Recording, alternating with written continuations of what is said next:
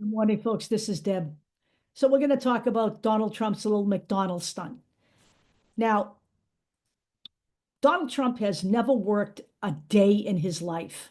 He's never worked an honest job a day in his life. He's been a shyster and a grifter all of his life. He was raised by a scumbag. Okay? So,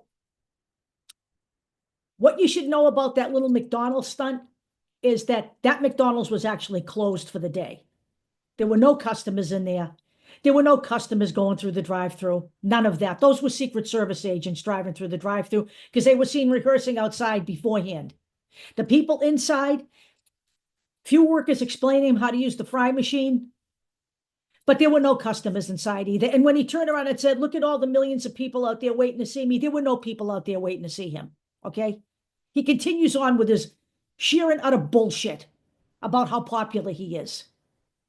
Okay? Nobody was there.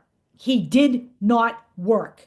The reason he went to McDonald's is because Kamala Harris used to work at McDonald's when she was young, and he accused her of being a liar, but it's an established fact that she worked at McDonald's when she was young. He did this because Kamala Harris triggers him, and he wants Joe Biden back in the worst way so he can hide behind all of his criticisms of Biden and pretend he doesn't have, I don't know, the disastrous habits that he has right now. The guy is not fighting for votes. He's not telling his constituents anything that he's going to do that benefits them. All he's doing is his usual sniveling and whining and grousing and lying. That's what he is. That is what the Republican Party has become. And the people like Lindsey Graham and Mitch McConnell continue to rally behind him because they long ago sold their souls to the devil for power. Okay? Donald Trump hasn't worked a legitimate job in his life. He doesn't deserve the presidency because that's a legitimate job, and he does not respect the office. He does not respect the Constitution. He respects nothing. But let's move to the second part of the McDonald's discussion, which is the notion that we should boycott McDonald's.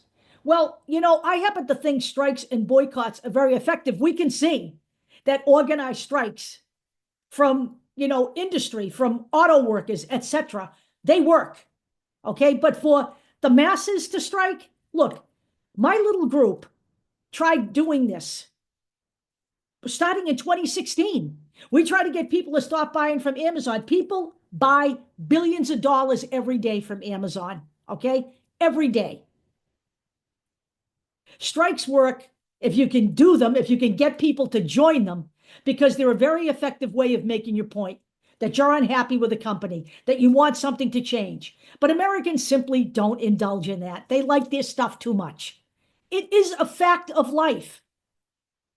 So the notion that we're going to post a few things on social media, even if we take it off Facebook and share it on Twitter and share it on Tribal and share it everywhere, that we're going to get enough of a mass of people to do this, to make a difference, is absurd in America. It just doesn't happen.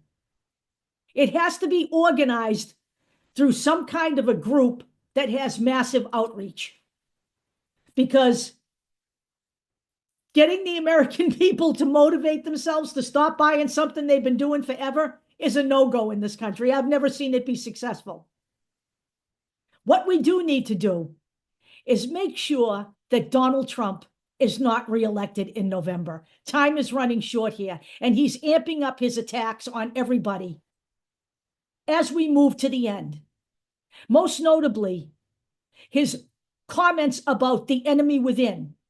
And we know he's talking about the Democrats no matter what his apologists tell you. Glenn Youngkin was the latest apologist, insisting he wasn't talking about the Democrats, but he was talking about immigrants. No, he referred specifically to Nancy Pelosi and Adam Schiff as the enemy within. He's not talking about immigrants. When he talks about immigrants, he's got even more hate in his voice. His enablers keep enabling him, the Lindsey Grahams, right? The Lindsey Grahams, the Mitch McConnell men, and you keep reelecting them. So if you keep reelecting shit, you can expect shit in return. But for the rest of you people who don't think that way, November is right around the corner. Every goddamn registered Democrat needs to be out and voting. Everybody who can vote early by mail needs to do it. Donald Trump must never, ever, ever see the inside of the Oval Office again if this country is to survive. And I'm not just talking about democracy surviving, I'm talking about the people in this nation surviving. Some people here may not, and that is not hyperbole. I will talk to you all later.